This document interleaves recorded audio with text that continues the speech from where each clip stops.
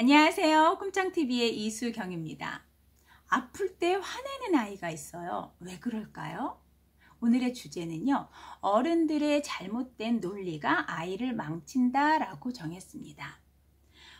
저는 아보카도 아마 과일 아실 거예요. 요즘에는 그래도 많이 흔해졌어요. 그리고 이제 다이어트 식품이다, 영양도 좋다 막 이래서 많이들 즐겨 드시는데, 제가 예전에 아보카도를 처음 접할 때 정말 저는 좀 당황스러웠어요. 그리고 그때 이제 선물을 받아서 먹으려고 하는데 딱 먹었는데 너무 또 맛이 없는 거예요. 그래서 뭐 이런 과일이 있어. 그래서 쓰레기통에 버린 경험이 있는데, 그때는 그 과일도 흔하지도 않았고 저는 그 과일을 처음 본 거죠. 그러다 보니까 그거에 대한 머릿속, 아보카도에 대한 개념이 머릿속에 없었던 거예요.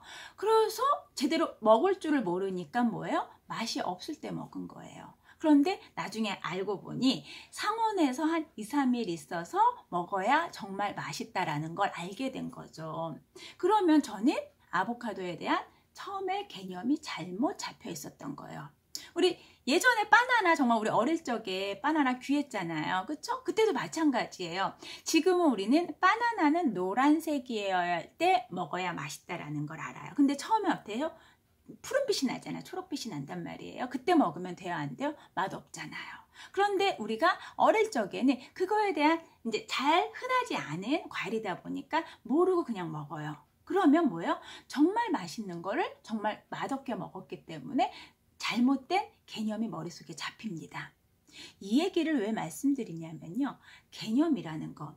우리 아이들은요. 하나씩 배워갑니다. 특히 누구를 통해서? 부모님을 통해서. 그렇기 때문에 부모님의 말과 행동은 아이들한테 개념이 잡히는데 굉장히 지대한 영향을 끼칩니다.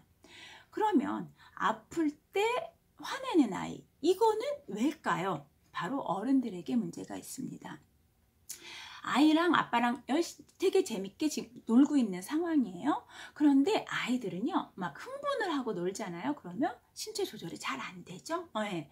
그래서 아빠가 아이랑 놀다가 아이가 장난감을 휙 던졌는데 아빠 얼굴에 정통으로 맞았습니다.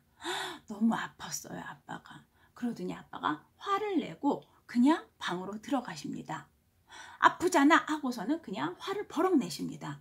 애는 당황을 했죠. 왜? 나는 때리려고 한 게 아니었는데, 실수였는데 아빠가 아프다고 화를 내시네? 이게 머리에 개념이 잡히는 거예요.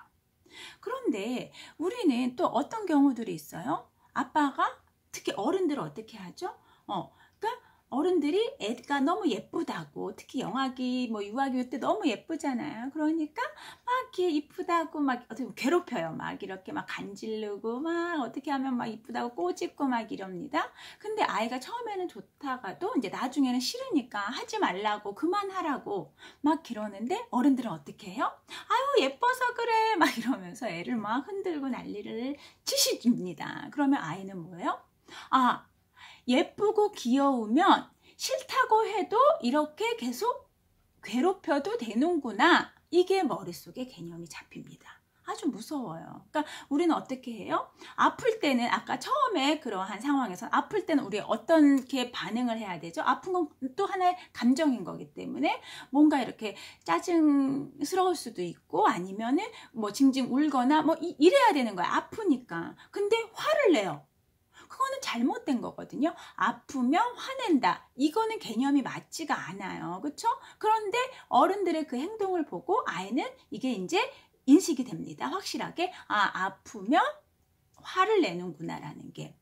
그러면 아까 같은 상황에 아빠가 어떻게 했어야 돼요? 우리 또리가 장난감을 이렇게 확 던지니까 아빠가 맞아서 많이 아프네? 아빠한테 미안하다고 사과해줘? 이렇게 얘기를 해야 돼요. 그렇죠? 실수지만 이 부분은 사과를 해야 되는 거야 라고 해서 정확하게 아프다라는 거를 아이한테, 그러니까 실수로 이걸 해서 나는 아파라는 걸 아이가 인식할 수 있게끔, 그래서 아이가 조심할 수 있게끔 해줘야 됩니다. 화를 내서는 안 되는 거예요. 그리고 만약에 아이가 사과를 했다 그러면 한 단계 더 가서 우리 또리가 아빠한테 진심으로 사과해줘서 고맙네 라고 말씀을 하셔야 되는 거예요. 그런데 우리는 그렇게 행동을 하지 않아요. 아프고, 근데 어른들은 되고 아이들은 안 된다라는 거, 이런 거. 그리고 상황에 따라 다르다. 우리 아이들은 그런 상황을 아직은 많이 접하지 않았기 때문에 몰라요. 그러면 이렇게 인식이 된 아이들이 유치원이나 어린이집을 갔어요. 다른 친구들하고 있어요. 그러면 어떻게 해야 돼요? 이거를 그대로 아이 친구들한테 합니다. 그래서 어떻게 아이가 뭐 실수를 했어요. 그러면 화를 버럭 내는 거예요. 친구가. 그러면 애가 어떻게 되겠어요? 그 친구는 당황한다라는 거죠. 그래서 이러한 부분들, 그리고 또 하나의 아까 실예에서 너무 예쁘다고 아이를 막 꼬집고 간지르고 막 애는 하지 말라고 합니다. 그런데도 계속 합니다. 아이 머릿속에 뭐가 있죠? 아, 내가 너무 좋아하면, 너무 귀여우면, 너무 사랑하면 괴롭혀도 되는구나. 싫다고 해도 나는 계속 내가 하고 싶은 대로 꼬집고 장난치고 이러면 되는구나라는 걸 인식하게 됩니다. 그러면 유치원 가서도 좋아하는 친구한테 좋은 표현을 하는 게 아니라 막 걔를 해코지하고 괴롭히고 막 장난을 치고 그렇게 된다라는 거예요. 아주 무섭지 않습니까? 그러면 어른들은 그래요. 너무 예뻐서 그랬어. 너무 귀여워서 그랬어. 그리고 넘어가는 거예요. 그러면 안 되겠죠. 정확하게 너무 예뻐서 그랬다라고 하더라도 아이가 스탑, 그만해달라고 요청을 하면은 그만두셔야 되는 거예요. 신호거든요. 그러니까 이제 내가 너무 괴로우니까 하지 말라달라고 그만 계속 하는데 어른들이 거길 계속 하게 된다라면 뭐예요? 이게 아이들 머릿속에 개념으로 잡힌다. 그렇기 때문에 하지 말라라고 했을 때는 정확하게 스탑, 이 선을 그어 주셔야 된다는 얘기예요. 이 부분 꼭 기억하셔야 됩니다. 우리 어른들의 언행, 말과 행동은 아이들이 그대로, 특히 영아기, 유아기 아이들은 개념으로 잡힙니다. 그래서 이거를 외부에 자기가 똑같이 표현을 하게 돼요. 그래서 아플 때 화를 내, 그리고 좋아하면 괴롭혀? 이런 것들이 우리 어른들의 행동에서 그대로 배웠다라는 거 기억을 하셔야 돼요. 그래서 절대로 아이들한테 아플 때는 화내는 게 아니라 아프다라는 걸 표현을 해서 실수하지 않도록 사과를 받아야 되는 거고요. 내가 너무나 좋아하면 좋아하는 상대방이 하지 말라고 했을 때는 정확하게 정리해서 끊을 수 있는, 그러한 조절할 수 있는 행동을 할 수 있게끔 해주셔야 된다라는 거 기억하셔야 됩니다. 우리 어른들의 잘못된 논리는요, 아이들을 망칩니다.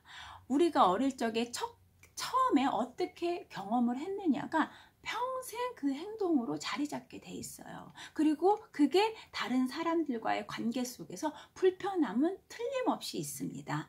그렇기 때문에 어른들이 정확하게 아이들의 감정, 나의 감정은 신호예요. 아프고 좋고 싫고 괴롭고 이런 건 신호거든요. 그 감정은 그대로 어떻게 해줘라? 읽어주시는 게, 그대로 표현해 주시는 게 중요합니다.